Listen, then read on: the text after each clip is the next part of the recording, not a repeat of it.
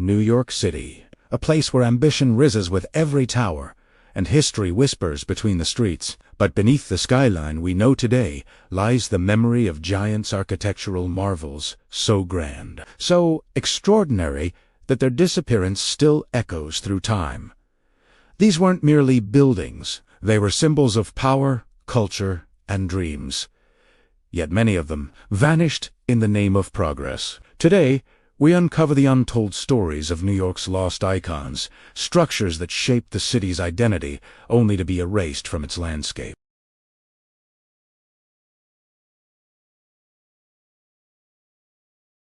In the heart of Fifth Avenue once stood a palace of luxury, the original Waldorf Astoria Hotel. It was the social capital of the Gilded Age, where the world's elite gathered for lavish banquets, grand balls, and diplomatic events. But in 1929, this jewel of New York society was demolished. Its prime location became the site of a new vision, one that would define the skyline for generations: the Empire State Building. Designed by the celebrated architect Stanford White, the first Madison Square Garden was a breathtaking blend of art, culture, and engineering. Its towering minaret and rooftop theater made it one of the city's most distinctive landmarks. But controversy followed its creator, and economic pressure sealed its fate. In 1925, the building was torn down, a masterpiece sacrificed for commercial development.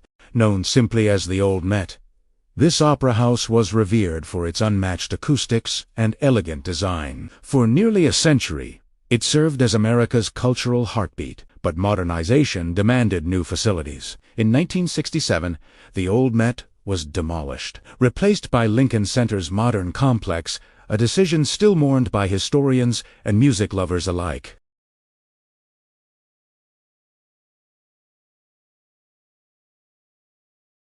Perhaps the greatest architectural loss in American history was the destruction of the original Pennsylvania Station. Completed in 1910, its soaring iron and glass ceilings rivaled the great train halls of Europe. But declining rail profits and rising land values sealed its demise. In 1963, the station was demolished, its remains carted away in silence. The public outcry that followed sparked the birth of the preservation movement. Penn Station's loss became America's wake-up call. The Singer Building once held the title of the tallest building in the world. Its unique form, crowned by a copper dome, made it a marvel of early skyscraper design. Yet by the 1960s, it was considered inefficient for modern offices. In 1968, it was demolished, the tallest building ever intentionally destroyed.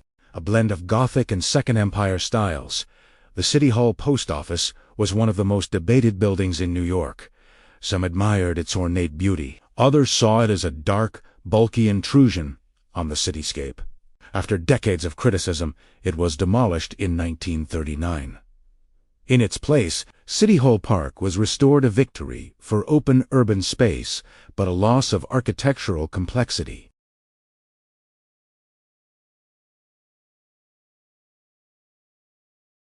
Behind every demolished structure are the people who gave it life. The conductors who guided travelers through Penn Station, the performers who graced the Old Met's golden stage, the families who celebrated milestones inside the Waldorf Astoria. These buildings shaped communities and created memories that outlived their walls. And even in their absence, their influence lives on in the architects they inspired, in the preservation laws they prompted, and in the cultural identity they helped form.